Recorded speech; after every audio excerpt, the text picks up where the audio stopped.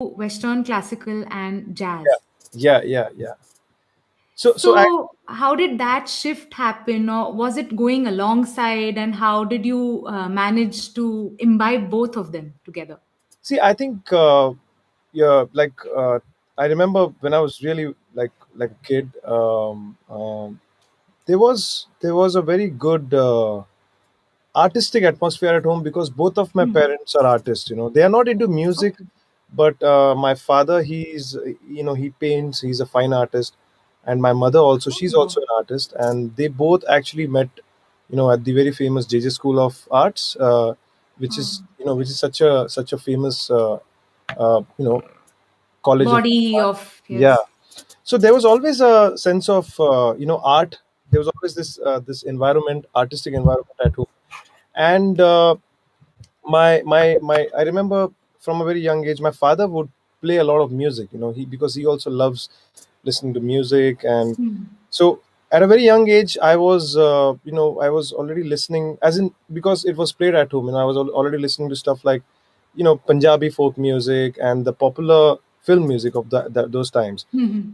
And I remember there used to be a harmonium kept at my grandmother's house, and I used to just, I was very curious about the instrument, so I would just play random notes, not really a song or something, and I would just play a combination of few notes, and that would excite me. Now, when I look back, I think probably they were my very early few steps of, probably exploring the composer in me. And at some point of time, I started playing the toy piano and all these small toy instruments that you get right at that age. Yes. And I was into this, and then my parents realized that, there is something about, there is some special inclination I have towards music. So, Mhm. I also remember that my neighbors, my cousins, my one of my cousins, he used to have this amazing, a keyboard, a synthesizer, a Casio synthesizer, and he used to play this. And whenever he would play it, I would really get floored. I would go and sit in his lap, and just enjoy that whole process. So I was already fascinated with, the keyboard as an instrument. So my parents gifted me my first electronic keyboard when I think I was 6 or 7 years old, and that's how I actually, basically, I picked up playing tunes, that I would listen to on television. Naturally, on your Yeah, own. yeah, and so, but I wasn't really like getting trained or something. I was just playing what I felt, Mhm. what I was. So you're right. My official music training actually started with Hindustani music. I Mhm. started learning Indian music. My first teacher, her name, we used to call her Joshi Madam, and Pradeep Chitnis sir. They are my gurus when it comes to Indian classical Hindustani. music. So I started learning Indian music, but at the same time, I had this whole thing about, because I had the keyboard. I would play, stuff like, I would also play things, some Western stuff. Basically, Mhm. I was just basically picking up things that I was listening to. So, like, I was probably playing a chord, but I didn't know what chord I'm playing. I didn't know the Hmm. theory behind it, and I was pretty much active doing music through my school. But my Western music training started, after my 10th standard. It may sound funny, but my first Western music teacher, uh, his name is George Alberta sir. Unfortunately, we lost him some years back, but he was in a way a very strict teacher, but at the same time very very soft-hearted person. And he said that he would only prefer teaching college students because he had this, he believed that children at that age, students at that age, are a little more serious about, uh, Because it's a considering. conscious decision, I think. Because when you're Yes, a child, a lot of times parents enroll you into activities because they want to find out where does the interest of the child lie. But this is where I think you choose after a certain age. exactly, So. exactly. So that was his thing, and that's where my official, my training into Western music started. Hmm. Started like Western classical jazz, and at the same time, I would like to mention. So, at some point, I also wanted to give the Trinity College exams, You And you've cleared the grade 8. yeah, I did the eighth So grade in lovely. the keyboards, digital keyboard thing. And so Almeida sir, he actually advised me that, you should, since you want to do exams, you should get a teacher, who is registered by Trinity College. Uh, And I remember, I that's how I found my another teacher, Manikandan Pillai sir. He's now in Chennai, and I learned, you know, with some Western classical music.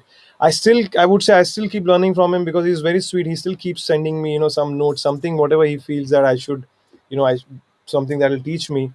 love So yeah, that's how the training bit and all started. But at the same time, that never ends, right? I mean, that never ends. it's never ending, and still learning and looking forward to learn so many things. And All of us, same here. I mean, it's an ocean, it's an ocean. You infinity reach a here. point, So and then you know that you realize that you still don't know so much. Just, yeah. So there's no end to it. there's absolutely no end to it. So basically, you started learning Hindustani and then Western music entered into your life. It was like speaking two different languages simultaneously, like we do in India. We speak Hindi, we speak Marathi, we speak English, we speak. Yeah. So how did these two genre or Western classical jazz again are two different genres Yeah. and Yeah. Hindustani classical. So Yeah. how did the amalgam of all three happen for you? The bhel, the mixture, I do or like I do like Bhelpuri, by the way. And basically, I think, not to really make the answer complicated. If I ask myself the same question, how did this all happen to me? I think I was like every musician. I was responding, to the music that excited me or hmm, that I liked. And when something, when we like something, we really don't think about what genre it is yes. or what category, subcategory it is. So that's what was happening to me. But I have realized today, if I have to uh, ask myself that, broadly, what is the kind of music I enjoy. Now there is, like, there are so many different types, but I've always enjoyed this combination of organic music meets electronic music, electronic. Hmm. And I would like to say that, when I was in my school, I with these little keyboards, I was very much excited. I was very much interested in the sonic part of it, the sound creation part of it. Yes. And I remember, when the film Roja came out, uh, by the legendary A.R. Rahman sir. Now, I think that film still remains to be a benchmark album Yes. in terms of Indian film music. Sorry. And my I wasn't really aware of a lot of technical areas in the field of music, like sequencing, programming, producing. But it just I think it just opened up, like, okay, A new window. yeah, Yes. a song can sound so beautiful with, with some electronic sounds at the same time, fused with some Indian sound. So I think that, in a way, the concept of arrangement, how beautifully you can Hmm. mix different instruments, that just opened up in me. And I would say, as an example, Rahman's music, it was, it in a way, it's so much of so many different things coming together, right? I mean, it's world music in a way, if you look at it. I don't So think he follows rules, and I guess that yeah, is what I have seen in your music. I've heard in your music too. I've spent this entire morning specially listening to your YouTube channel, by the way, because your oh, thank you. commercial work is something, I mean, people listen to anyway. Yeah, But I was specifically listening to your piano solos and a lot of things that you've uploaded on your channel. thank you. So yeah, going beyond the rules, I guess, is what fascinated you. Yeah, so basically, in short, I've given Rahman's example because I was getting fascinated with his music. But his music has always had so many different layers. It was never Hmm. restricted to only Hindustani or only Western classical. It had so much of blend of different styles. And eventually, as you know I got exposed to much more music. I started listening to more international bands, and so much of world music, like bands like Afro sound system, Mhm. deep forest. And so I basically would say that anything that was exciting me is what it just I was absorbing. I'm still absorbing it. And that's the reason why I feel, to answer your question, probably uh, all these things, they excite me. And there is never a distinct, like a differentiation between, okay, this is, Conscious, yeah. yeah, it's all, it's like, you look at it, it's all like one um, cloud of so many amazing styles. And you just respond to it. And you even when you're making music, there's a lot of things that flow through you. So uh, you know not to complicate the answer more, but I think it's not really being a conscious effort to Ah, think that I will mix this, that the, it has just happened very seamlessly, through all these years. And I keep getting excited and inspired by so much. But actually, honestly, I have to tell you this, I actually love uh, trying out different things, also different mhm. combinations. And that is the That exciting part. requires, I mean, let me tell you something. To music production, I guess this is where the tangent of music production opens, because that's where Yes, you get all these different sounds, then you try to yes, make it interesting. And yes.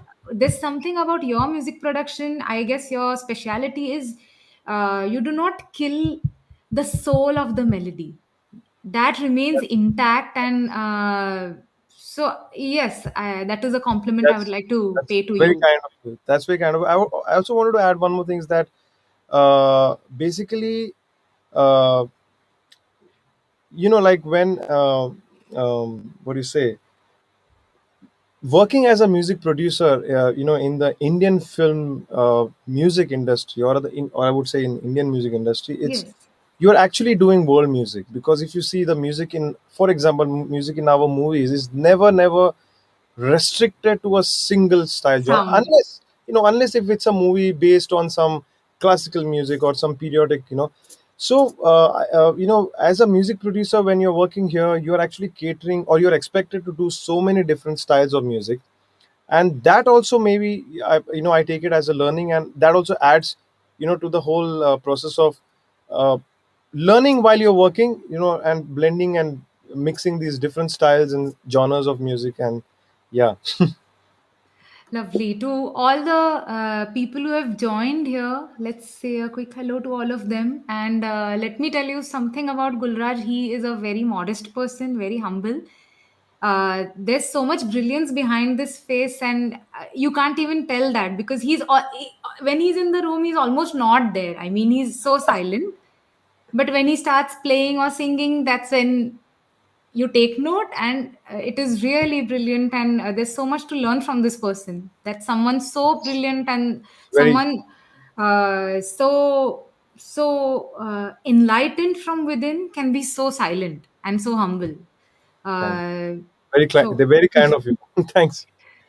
so as we were talking about, blending different sounds, that Yes, brings me to one of the most iconic, I guess, milestones in your career, that is Ganaraj Adhiraj, your yes, album. yes, That album is a very good example of what you were just saying right now, blending different kind of sounds and breaking barriers and rules. I mean, it yes. breaks barriers of devotional music. You've not conformed to, okay, devotional hai, to I have to use these instruments or that. You've gone beyond that and explored. So, can you just tell us something about the whole Yeah, process of no, Ganaraj Adhiraj? it's a dream project. It remains to be a dream project for me and my very dear friend Manoj Yadav. Manoj Yadav is one of the most sought after lyrics writers in India. I would say that undoubtedly, and I know you both have worked Yeah. together also. I So mean, I've been lucky to have had his words for two of my songs, and I mean, I totally second that. He's yeah, brilliant, absolutely yeah, brilliant. it's amazing. So yeah, it so started. The story, actually, I would like to say, it's a little bit of a long story, but I'll try to make it more precise.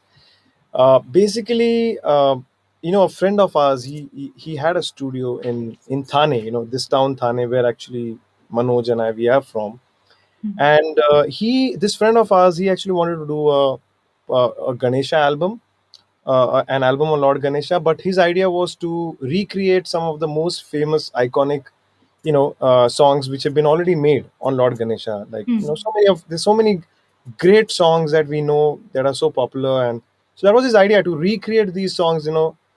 Uh, but for some reason, that project didn't really, take off. Happen. Yeah, and then Manoj and I, we just thought that, hey man, let's make let's do an album where we get to do original music. The idea be, for me as a composer, as a music producer, I would compose what comes very naturally to me or what inspires me, Hmm. and produce it in such a way, that excites me. And then for Manoj also, it was like,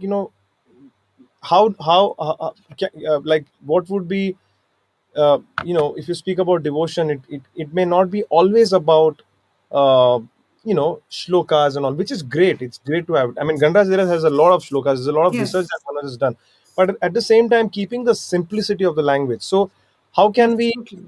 yeah, how can we express devotion with all these things coming together? So, Gandhara, in short, is an album which is in a way a very, it's like us going through zero filter. There was no filter. It's like, for me as a Hmm. musician, I've just done what I enjoy doing, what comes very naturally to me.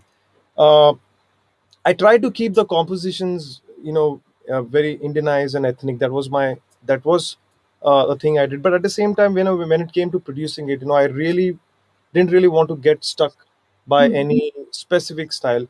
We know a lot of bhajan music has, certain, like, we'll normally hear a tanpura tabla pakawaj, which is great. Again, nothing against it. There's a lot of beauty in that as well. But I just felt that, devotional music can be seen, can be expressed in so many ways. And this is what I feel, that if modern instruments existed in the times of, god or mythological times, you never know, probably maybe back then devotional music would have been with synthesizers and all. You never know. I'm just saying, No, basically. and at any point, I think devotion is a sentiment. Yes. Any person can be devoted. You Yes. don't have to be a certain type of a person to be devoted.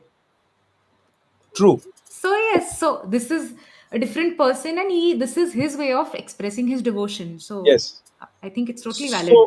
So, to continue, so basically, not to the idea was not to get restricted by anything, and Hmm. just keep the keep it very natural and seamless, the whole process.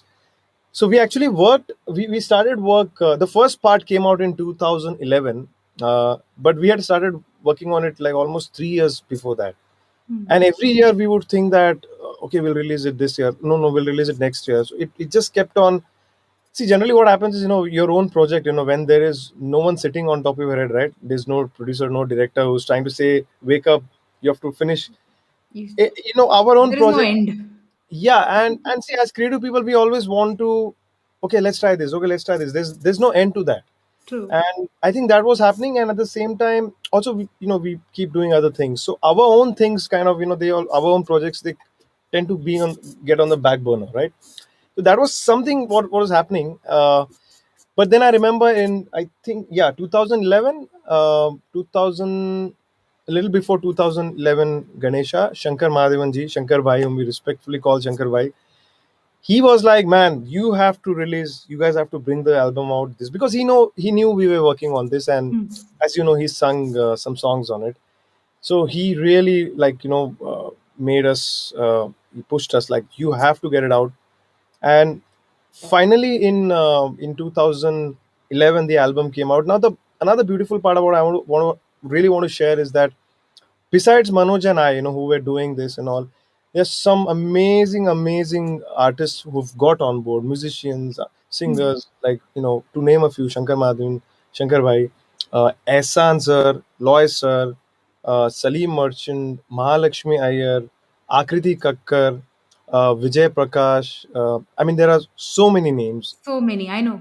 So, each one of these artists, they came on board uh, without any expectation. It was just Hmm. like, out of sheer love. And I think that what makes what it is, because it was like a whole big family coming together. And this happened. And for for for Manoj and I, it still remains to be a very special album. We were just once counting the number of artists and realized there's some 70-75 artists on the album, and we're like, Wow. really? So I really take this, I think it's primarily Lord Ganesha's blessings. It's sometimes it happens that you are just The medium. actually, I believe it's always the case. We are Yes. the medium. We just become the medium, the sources of the you call it whatever, the source of energy. It's there. We are just the medium. And Totally agree. but when I see an album like this, which has like now in three parts, it's got 20 tracks. So much of work has happened, but when you think about it, you are like, okay, really, so many songs, so much of stuff. But I think the process, it was like a blessing. It was like something was like an automation going on Hmm. in a flow. And finally we landed up having three a trilogy series, three albums. And I would want to say this, it is very special for me, not just being the fact that it is a dream project for Manoj and I. Also, it gave me an identity. A lot of people recognize me as a composer as well, because prior to that I was more known as a musician, as a keyboard player, as a Pianist, yes. producer. But because I've also composed the songs on this album, it got me introduced as a music composer also, in a They nice took way. note of you. Yes. Yeah. So it I would still say it opened a lot of doors. I have to mention this, that one of the examples is the film Ungli, where I ended up composing two songs, Pakiza Pakiza. and I think other. for Pakiza, you won the Mirchi Music Award That was for the totally best unexpected. Yeah, for the best upcoming vocalist, which was not. upcoming. I mean, I was actually nominated for both the categories, composer and upcoming composer and vocalist. And I thought if I win, probably it will be the composer. Composer. But I won for the vocals, and I'm humbled. No, it's But yeah, only actually happened because of Ganraj Ganraj himself. Adhiraj. Someone from Dharma Productions uh, heard my work on it, and I was approached. And also, I'd like to say Manoj also has written the lyrics also on only. So it is very special. It still remains to be special, and I would like to say that we are going to continue the Ganraj Adhiraj series. Lovely. Today as well. It's even now, uh, still a lot of people ask, "Hey, are you coming up with your next part?" And the best part is a lot of artists have expressed, their wish to be a part of the series. So it really is very humbling, and it will always remain special. Lovely, lovely. And I could sense the passion with which you were talking about the project, that how close it is to your heart as well as to Manoj's heart. Yes, very much. So we are really looking forward to it. And Thank you. this also brings me to the fact that you sang and you also sing a lot of your songs. You sing a lot of your, I wouldn't say songs, but your pieces. Let's put them as pieces on your Mhm. YouTube channel, Yeah. and the names of your tracks are very intriguing. So I just want to know that you are primarily an instrumentist, a pianist, Yeah. and how when you translate your thoughts or what you feel, your music through vocals, uh, how does it happen simultaneously when you play? Do you sing in your mind? Is it, and vice versa? See, actually, singing is very much, in my case, a very much byproduct of my songwriting, of my composing part. I'm not really a trained singer, and with someone like you, as good as you, uh, I अरे mean, नहीं you are मैं you कुछ are नहीं a है next level. नहीं. You are, and I genuinely mean it. So singing has actually, it's a product of my composing. A lot of times what happens when you're writing music or when you're composing music, you हाँ. want to put down the melody, which Hmm. will be the reference. Sometimes it's the reference also for the lyrics writer. You want to just put Hmm. down a melody. So you may say, in a way, that's how it started for me as well. I would just sing or hum something, some composition, and I would just put it down, and then probably the lyrics writer will write the lyrics. Or if I have lyrics, I'll just sing it as a cue for the singer, who's going to come and sing. So that's how it all started for me. And it's actually, see, even when you're playing an instrument, you're actually singing through it, through your instrument. Exactly. And voice is also an instrument. So um, I like to experiment a lot, even with the voice itself. In a lot of my work that I do, I like to create a lot of vocal textures. And Mhm. because I do believe that voice itself is such an incredible instrument, and of course with It's the words, most advanced musical yeah, instrument. you can do incredible things, with just your voice. So it just happened seamlessly. And uh, eventually with time, I've I mean, I found people who've complimented my singing. And I I love it. I love your singing thanks, because I find it very organic and I find it very non-intentional. thank वो hmm, training का burden कभी कभी मुझे लगता है मतलब it's great to be trained okay but sometimes I feel to not be trained is yeah, also in some ways it makes the rendition sound very special also. yeah, yeah. And I've heard this, that sometimes knowledge can get in your way. I mean, they say this, but uh, I think the better way to put it up is we should know. Uh, I guess that it's a lot about feel also at times. I mean, yes, how it's all on us, that even with a lot of knowledge, how much to use it, and where to use yes, it. And I've learned this from some of the greats I've got to work with. To name a few, like uh, Rahman sir, or Ranjit Barot sir, Shankar Ehsan Loy. Like these are all geniuses, but I've seen them. Even Salim Suleiman. So with all the knowledge, but how much how you, much to use. yeah. So I think,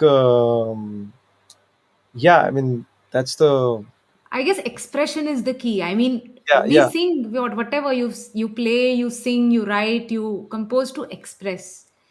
Yeah, for If me also, I think for me, I call myself more of a composer singer, because and I think a composer knows the DNA of the song that he or she has composed the most. Now you know it. You're also a composer, so and I guess that makes it special.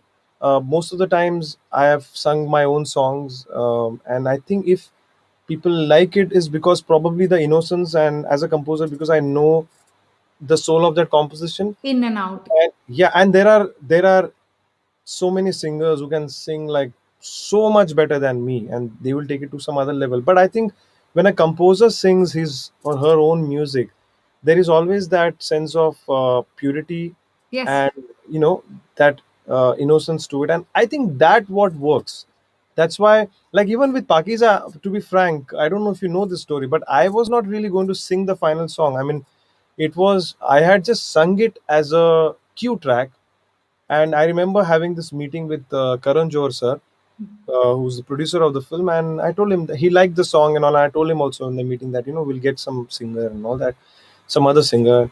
After a few days, I get this call from from his office, saying that Karan sir is saying that Gulraj's voice is sounding good, and if he is okay, let him keep his own voice. Now this was very kind of him to kind of keep, like, to have me take the call, and rather than telling me that Gulraj's voice stays over.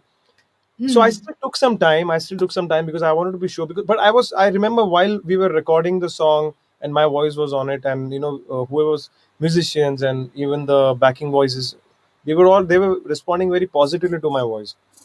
So finally, I also got convinced that I think it's working. And I always say that the song is the hero. Then Definitely. is the rest. So if the song needs certain voice or certain things, then it has to be there, because the song, it speaks it all. So that's how non-intentionally I landed up being on the song on Pakistan. No, and in general, I mean, you sing a lot. So, yes, I think we would like to hear you sing more. I will, yeah, thanks. Actually, this is really encouraging, because now I feel that I've some friends have called me to sing for their composition. I mean, I've been doing Sung some. someone is okay. Yeah, some little bit of playback I've been doing, and it's really humbling. But now with all this positivity, positive feedback about my singing, I'm trying if I can get a better singer now. Because yeah, I mean, but it's very encouraging, and it really makes me feel encouraged and do more of my own vocal stuff. Nice. That I mean, I feel like asking you. You've worked in so many different areas, be it film music, be it you're a soloist also. Yeah, You've played solo concerts of yeah, keyboard and piano, jingles and yeah. fusion music. So all of these different genres, what do they add, and how is there what do they teach you, what does each genre teach you, and how does it make you a different musician when you uh, how do you change your role while you're working in these different types of music? See, I think you keep evolving as a musician when you're doing so many you're trying to do so many styles, like uh, if you talk about advertisement, like advertisement music jingles as we call, Hmm. what I've learned out of jingles, and I'm still learning, is you have to actually convey uh, the message in a very short time. It will be a 30-second or a 40-second advertisement jingle, and you have to be on the point. You have to convey that whole message in that very little time. Sometimes it'll be an instrumental jingle, sometimes it'll be a singing, lyrical jingle. Yes. So that it's like scoring, it's like doing a mini background score, and Hmm. if you multiply it by many, it becomes like a film background score or something. And you know uh, all these styles basically, I think it just helps, it keeps evolving the musician in you, because a lot of times you may listen to certain style of music, and that will trigger something else inside you. I mean, you may listen to some instrumental music, and all you know is that has entered your system, and it's got mixed, and with the things that you already have inside you, and that combination, it will help us to create something else, which will be another. And as you know that music is a process. I mean, there is a lot of times it's about permutations and combinations, right? There is Hmm. uh, that is the beauty of being exposed to so many different genres, because you will always there is no end to the number of combinations that you can make. And that's the reason why, after we always keep listening to new genres, because these genres are also evolving. Yeah. There is certainly, say hip hop mixed with some other electronic, and then there is a new genre. You know, there is neo soul, there's like jazz mixed with. So there is like how genres of music are evolving. I think even we as musicians keep evolving, and also I would say working in different areas also includes your catering, and you're dealing with a lot of different people. There are requirements. When you're doing advertisements, there's a requirement. When you're doing film music, there's a There is a requirement. certain. Yes. So whenever you're doing commission work where you're called to do something, there is another thing that you learn out of it, is how to make music for the requirement, for the Hmm. for the need. It probably will be a film script, it will be a song in a film. In terms of advertisement, it will be probably an advertisement for certain kind of a product. Product. So because being a musician by yourself and doing independent music is one thing, Yes. uh, and when you are a musician, you're called to do. It's like in a way like a collaboration where you the director will have something, with Some in expectations from yeah. And you. at times it's not just the director, it's also so many other factors. There's a producer, there's a certain kind of there will be a reference given to you. So how you Hmm. combine your musicality with what is needed, and I think doing all these things basically just really really helps you evolve as a musician, where I started from, and that process keeps continuing. So basically, the bottom line is, from what I can read, is you do not believe in restricting yourself in any way. Yeah. Just everything, you just keep embracing it so that you get to learn from it, and you keep getting better. You keep And getting also, better. to be honest, to be honest, to be excited always, because you want to enjoy what you're doing. So unless, as I said, if you're working on a subject where, say for example, if it is a film based on Indian classical music, then Hmm. and if there's a situation in the film where you are going to be showing, a maestro singing a certain raga, then you know that you have to respect that. You have to give the script what it needs. But otherwise, if there be independence, I always love to mix and match different things, and try out things. And at the same time, somewhere, to be honest, we are always also, we are answerable to ourselves, right? Hmm. So you also, like, I feel that I want to do things that I've still not explored or I've still not done, so that I am also You're a excited. risk taker. You're a risk Yeah, taker. they all, there's a very simple saying that, when you make music, when you've made a song, for example, will you go and buy that song? Will you want to, Hmm. if it was not you, will you go Hmm. and, so I think that is something which is very important. We always want to be, we want to be, we want to feel good about the piece of work, what that we have That done you when we have look back, done. and to be excited, because when you're excited, then there is always a certain kind of energy, and certain, Positivity. the results are amazing. you know I mean, this True. is what I feel. And I genuinely feel that when you do something with your pure, with your heart, with your excitement, it does connect with the listeners. If you're doing something which eventually is going to be heard by others, when you have enjoyed that process, there are going to be people who they will also enjoy it. I really strongly believe in that. Totally. I agree with it. And I remember you giving me this advice when I had just started, doing my own music. And this is what you had told me, that "Khab badai dekho." Don't restrict Yeah, yeah, yourself. yeah, yeah, yeah, yeah. Because I'm certain anyone who's even listening to this conversation, I'm certain there are, later this conversation is going to be available as well. So many people will go Awesome. back and listen to it. So many Awesome. independent musicians, many composers, producers will derive a lot of inspiration from whatever you're saying. So, Yeah, I mean, see, this is something even that I've learned, and I'm still learning from some of my idols, that you have to keep pushing the envelope. And I always think that, what is that X factor that you bring to the table, when you're making music? Because that is where, even as a musician, then you create an identity. And as I said, it has to be equally inspiring and exciting for ourselves as a musician. absolutely, because if you do not enjoy your own piece, you're not going to sleep peacefully. Exactly. So, That's true. Yeah. One second. We have a question from Atashi Chakravarti. What to learn, which things should not to do in music.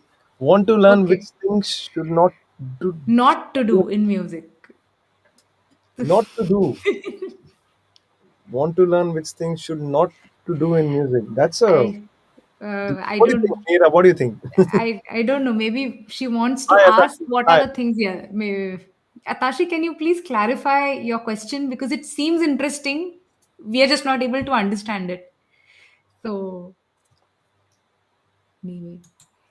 Until and unless Atashi is clarifying her question, Yeah.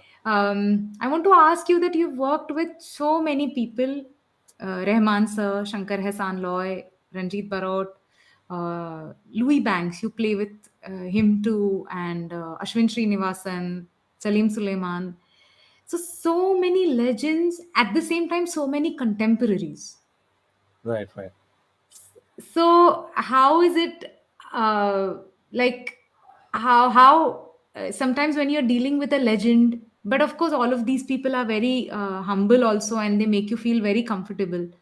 Yeah. And how is it that you change, how different are you when you're working with a legend and with a contemporary, someone of your age, someone, because Before I answer this yeah. question, I would like to clarify that with Louis Banks, Louis Uncle, I've been a part of piano day, something that he curates, where Yeah.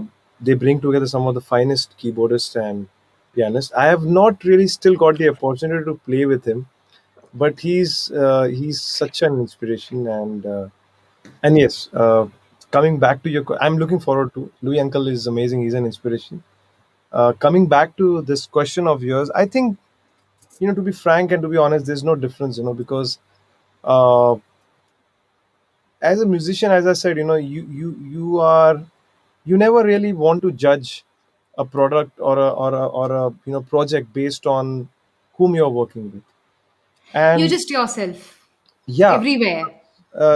if Okay. you're if you are if a legend calls you, for example, if someone, a very respectful musician, has called you, then he or she has called you because probably they've heard your work and they want you to contribute something to what they are doing. If you're working Hmm. for them, for example, if I'm producing a track for Rahman sir, for example, and if he's called me, there's something that he's liked about my music, and he wants my point of view in the music that he's working on. So it is a responsible task for me. I have to really, really perform, my best, to my best ability, and deliver it.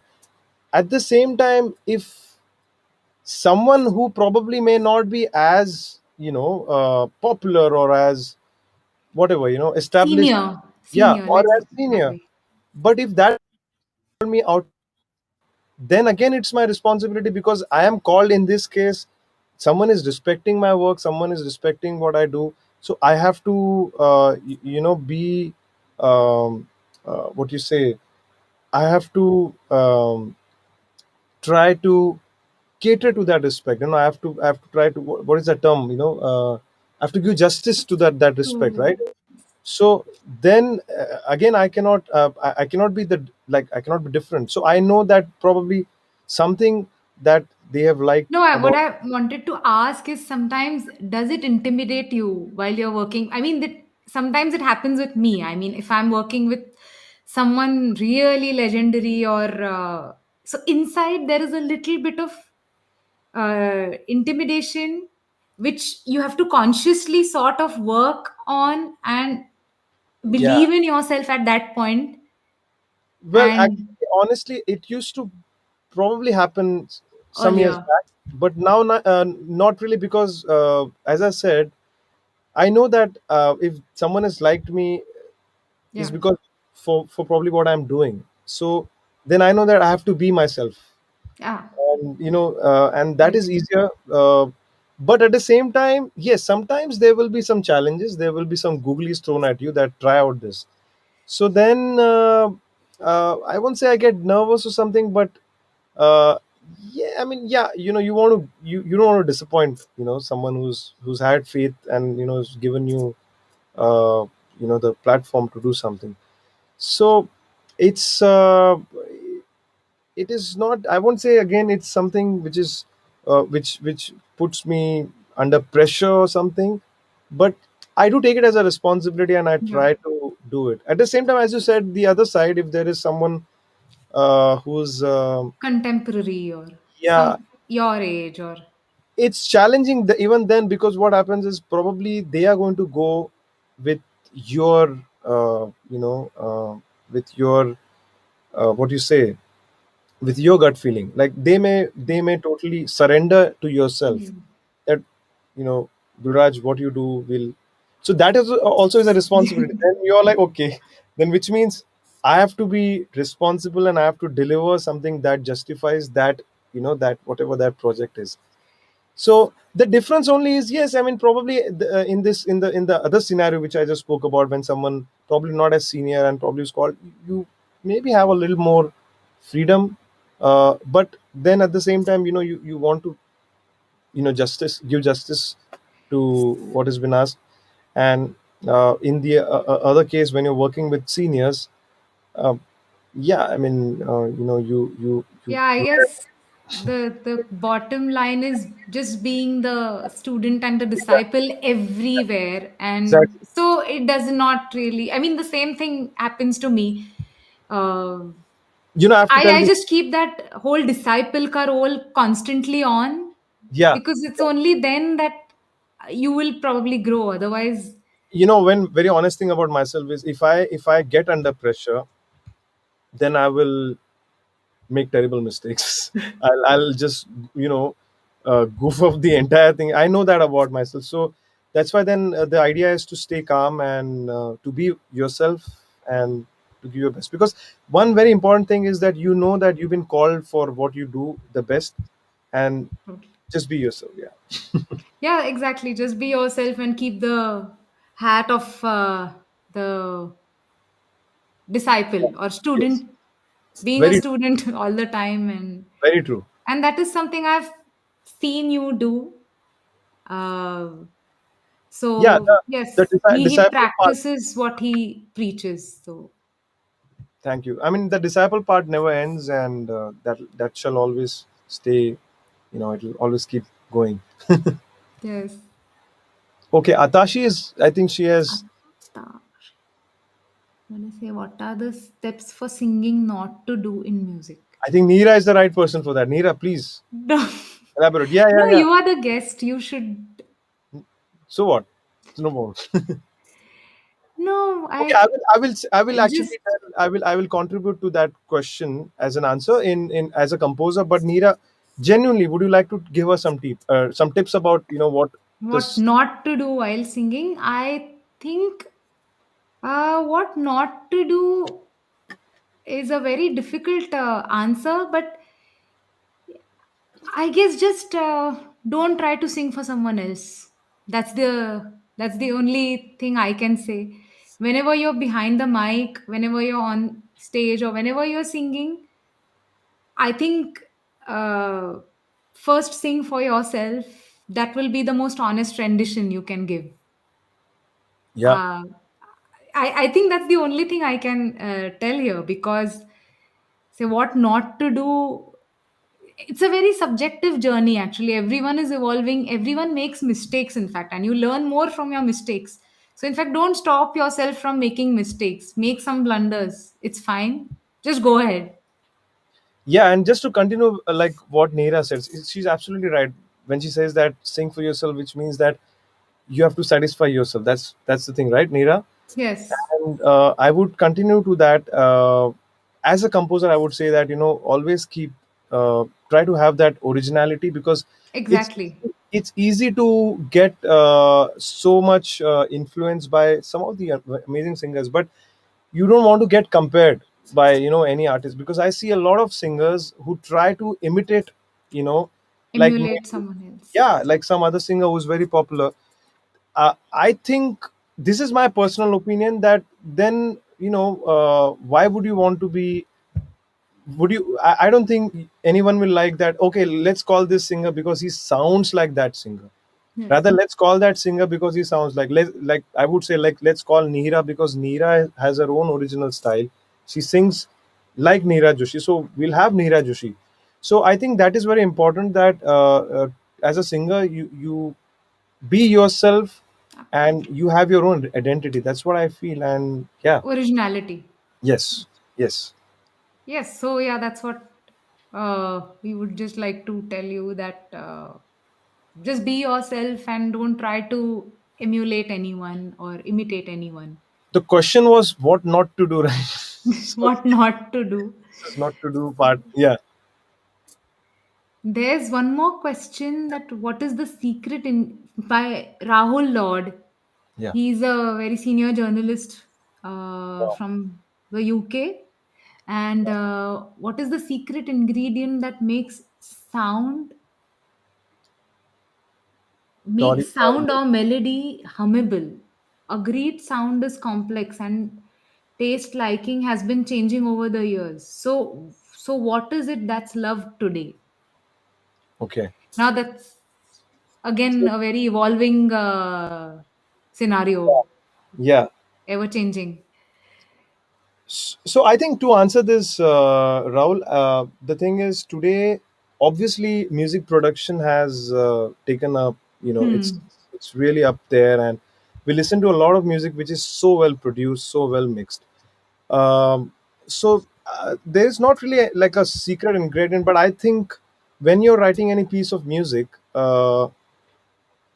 which involves singing and lyrics, what makes the magic is everything has to sync and fit properly. Like, if you have a melody and then some production which is trying to probably, what you say, uh, uh, outperform the melody, or if the production is trying to be better than the melody, or if it's vice versa, then things are not really going to fit in place. So to answer the question that, what makes it, what is the question, the secret ingredient that makes sound audio or melody hummable? Yeah, so sound is definitely important, no doubt about it. The production has to be in place, but the singing part, the melody, everything has to be in harmony with each other. Everything has to go well. And I think a good example of a good melody is that, even if you have a melody which you probably are listening to, with a very well evolved stacked up arrangement, if you listen to the same melody with maybe just, Without anything, yeah, maybe it just has with a to. piano or just a guitar, and if it still works, I think that's Yeah, a sign of a good melody. That's what I personally feel. So sound is definitely helping. It's like, dressing up the whole thing. You're actually uh, uh, musical arrangement is like, decorating it. yeah, you're decorating it, and it has to be done in the right taste as well, because it's going to push, and it's going to support the melody.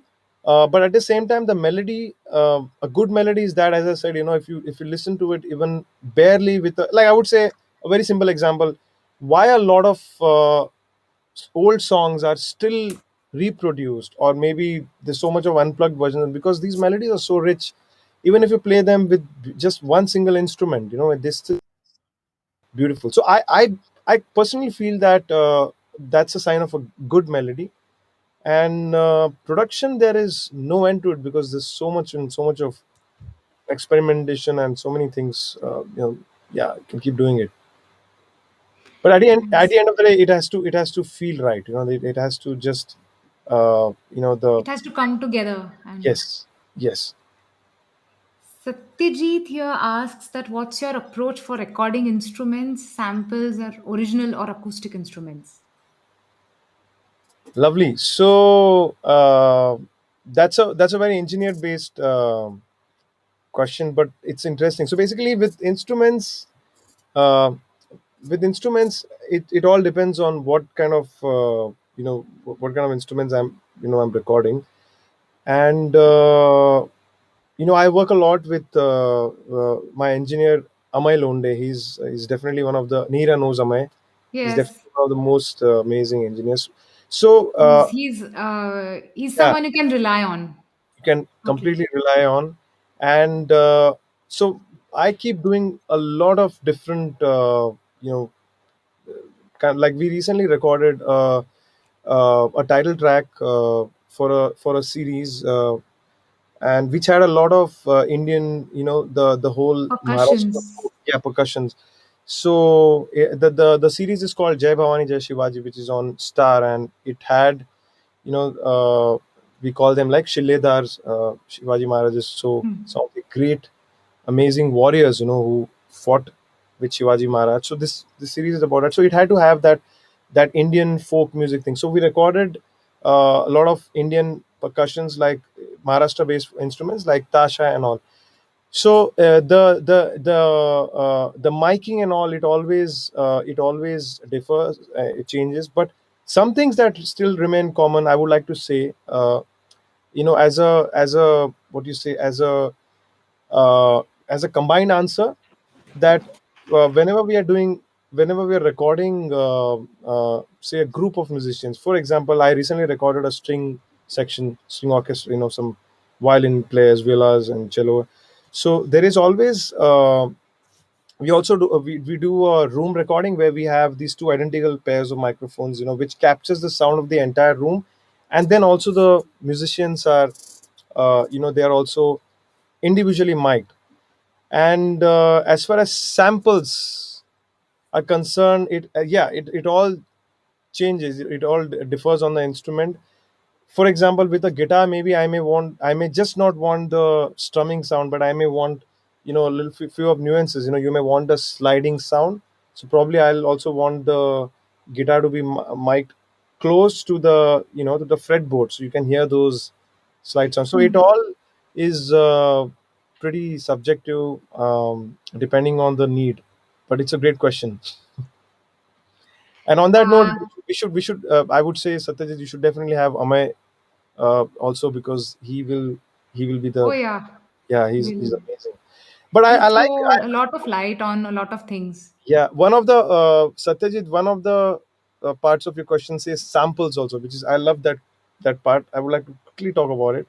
So I do a lot of this kind of stuff. I would rather, sometimes I would just have a microphone connected to my system, and I would just do some gibberish thing. I would just sing something, and then I'll take that and I'll probably assign it to my keyboard and do some experimentation. So a lot of sample, I do that kind of sampling as well. Taking out sounds, and you can just play around on your keyboard and stuff.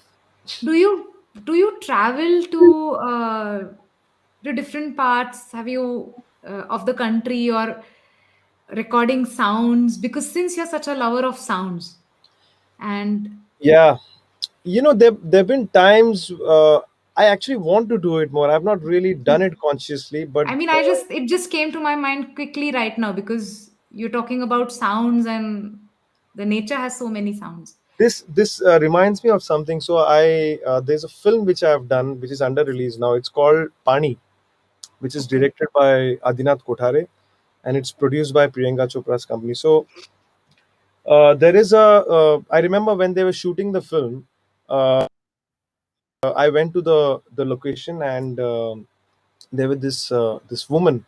They sing this typical. They have their typical folk songs, right? They sing, while they are doing their household works.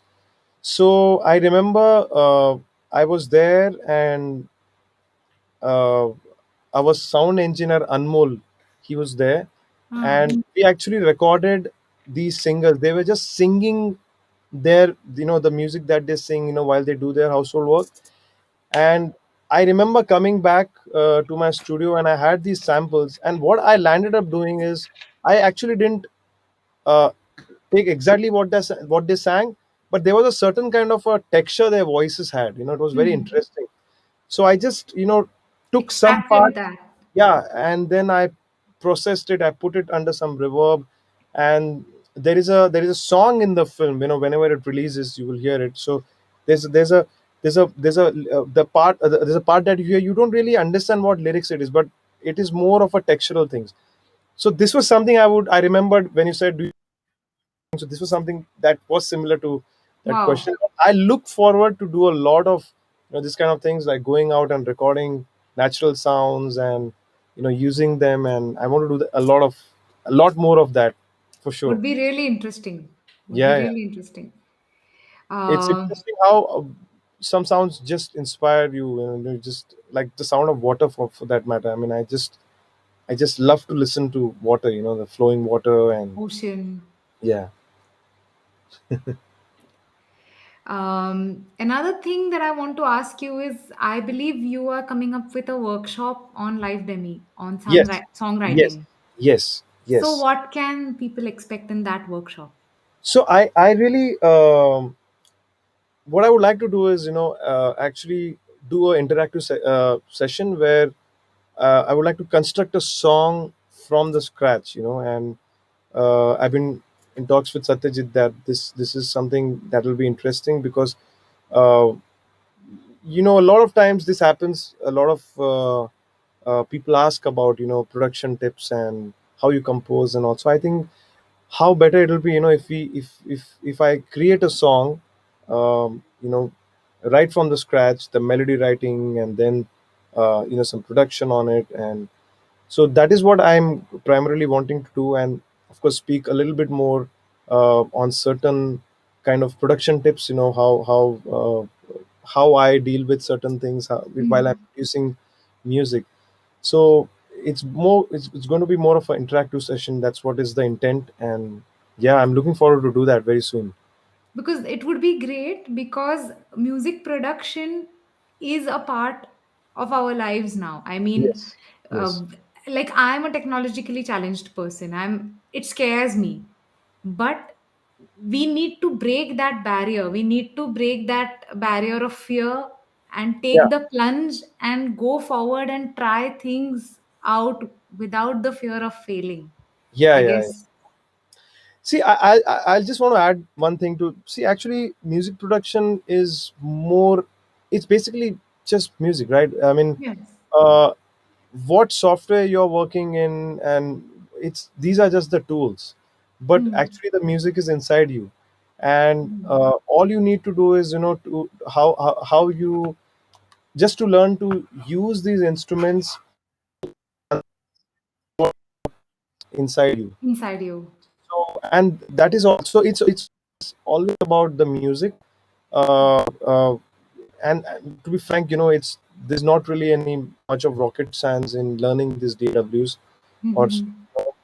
it's very it's just about the music, and how you uh, you know with time and all, you master the art of, there are two levels. One is you hear the music inside you. The second level is, you bring it out, you play it on your Hmm. keyboard, and how you bring it and put down on your Palette. songwriting.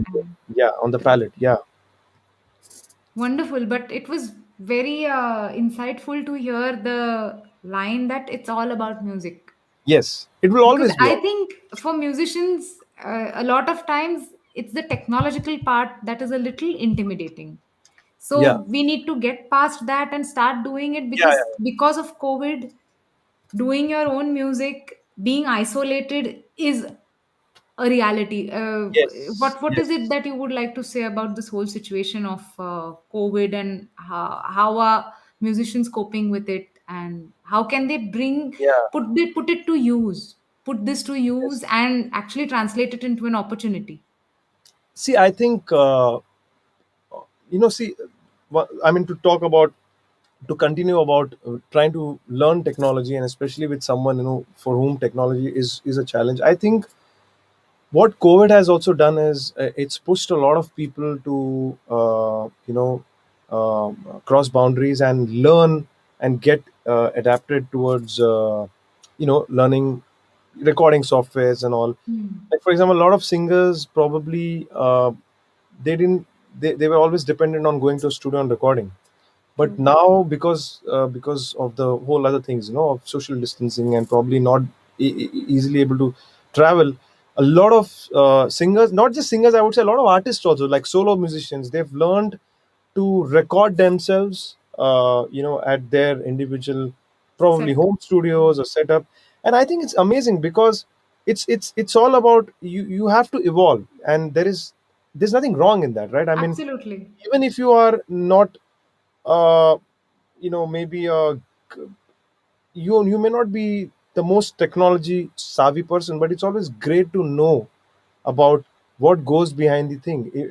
After, let's hope, let's wish that this, the pandemic times Situation end is very over. soon, and we are back to our normal schedules, like those who always wanted to go and get recorded by someone else, that all happens. But I'm saying, even in the process, if you have managed to learn, if you've learned about recording and doing things that you were not doing earlier, I think it's great, because it's always going to be an added advantage. Definitely. Yeah. Like, I have learned it, Yeah. because not just because of COVID, it's because of moving to Germany also. Yes. I'm away from everyone, so I had to learn it. So And now, today I it's can like, at least record my own voice at home. That's I'm the telling you, you never know. You may just do the entire song. You may sing. You will be. Of course, you're a great singer. You will produce. You will record, and you will also land up mixing. And sending out just the. So I'm just saying, it's great, and you've realized that it's actually not that difficult, right? It's a lot of yes, time. the It's first the thing. it's the block in your mind. But today, when you don't have a choice, then you have to do it, right? So Absolutely. it's like when you're thrown in a pool, you will move your hands, because you want to Keep your swim. music alive.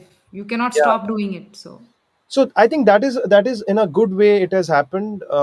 I know a lot of musicians who have also gone through, are still going through difficult times, and um, I think there is something which I always say, and it's not just because of pandemic, but like there have been sometimes I've done these workshops with some students, with some junior students, and something I keep saying, and I felt that like COVID has made this thing probably a bit more, what you say, relevant, is that you should always try to keep all your doors and windows open. Like, and there's nothing wrong in that. I mean, if you can also produce music, if you can arrange music, if you can also sing, if you can also, please do it all, because True. I think there are two reasons. One is that you are going to be, you are going to get better, and you're going to enjoy the process, and you're going to learn more out of it. There's that personal gain. And secondly, I think in situations like these, if you're doing multiple things, it's going to help a lot. And You're not so dependent. You're also yes, independent yes, in and a yeah, and this I've been actually telling about this, as I said, not because it's pandemic now, even right before the pandemic happened. I've mentioned this in a couple of such workshops, because what I also want to say is that the times have changed. It's not really, things have changed, and we all have to keep somewhere, what do you say, not exactly adjusting, but we have to also keep, adapting. yeah, adapting to the changes in a good way, in a positive way, and be compatible with what's happening. So, like, how we know music has changed, the kind of music that has been made today, and the kind of music that was made 20, 30 years back, it's changed, it's evolving. So even as an artist, we have to be updated, and we have to stay, and I definitely feel there is, age is never a barrier, it's just the mind. So whatever be your age, whatever be your thing, you have to just keep updating. I know some people, like, they are elder to me, but I find them much hep than me sometimes. Like, yeah, and they're listening to some great stuff, doing some amazing stuff. So uh, by what I mean, keeping your all the windows and doors open, by basically, do whatever comes your way, because it really helps to improve the artist in you. You stay updated with what's happening. And yes, as I said, now pandemic, no one really expected this, but if you are doing different things, it's very helpful. And yeah, I Okay. see. It's also an emotional time, I know, and uh, but I want to say that uh, as musicians, we are blessed that when you do music, a lot of times, even if you can still do music for yourself, right? You can still sing a song for yourself, or play a song for yourself, and be uh, you feel better about it. But we are all hoping that things get normal very soon, and everybody finds their, what you say, you know Normalcy. yes, yes, Back.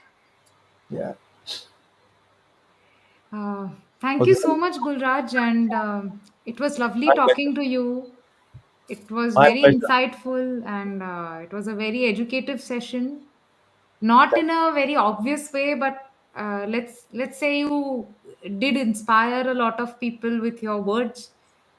And I the hope. biggest I hope. takeaway was, just to be yourself and Yes. keep the student hat on always. And I mean, I also am a staunch believer in this Yeah, yeah. fact. So, That's true. Yeah, and Meera, I want to thank you, and also oh, Live Demi, for having. Yeah, I mean, I what makes me happy is that it was more of a conversation that we had. It was not a one-sided thing. For namesake, I'm the guest, but it was fun, because I get to learn a lot as well.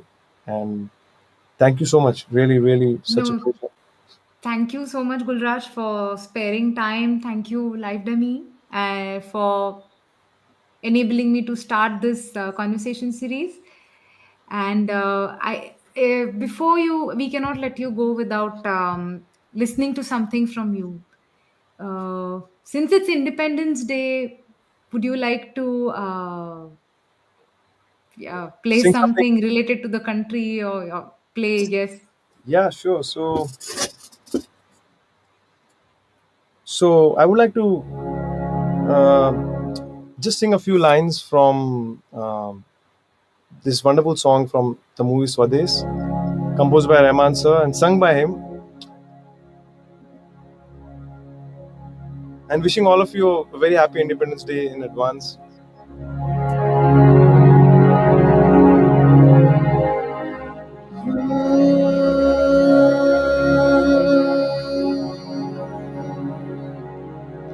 ये जो देश है तेरा, स्वदेश है तेरा, तुझे है पुकारा।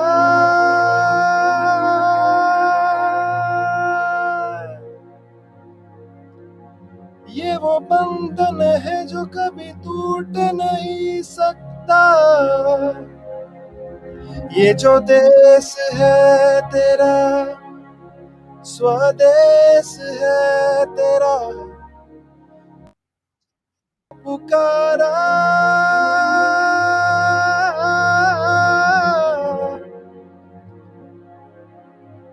ये वो बंधन है जो कभी टूट नहीं सकता।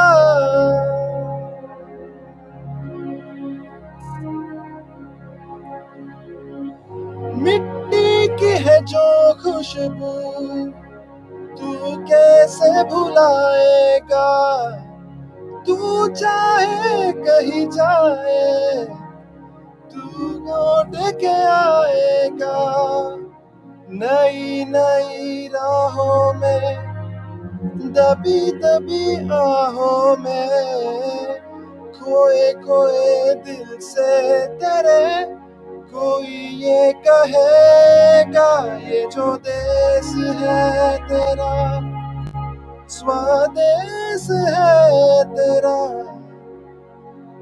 तुझे है पुकारा।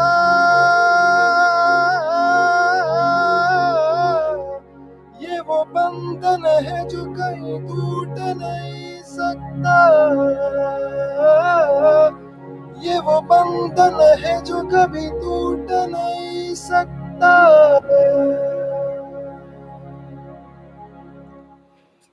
Thank you so much, Gulraj, for that lovely rendition. Thank you Such a so much. heartfelt one. Thank you so much. Thank you so And much. we are looking forward to listening to a lot of your new music. Yes, I'm very excited to bring it to you.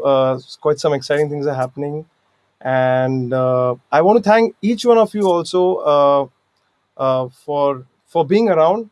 And sorry if we couldn't, we couldn't answer all the questions, but soon, as Neera said, yes, I'm going to come up on doing a workshop for live demi, and I am looking forward to interact with you all very soon.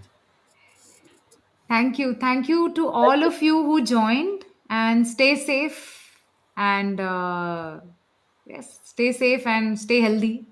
Take care. Yeah, And hopefully, we will meet in another episode of Kahani with another new guest in the next month. Yes.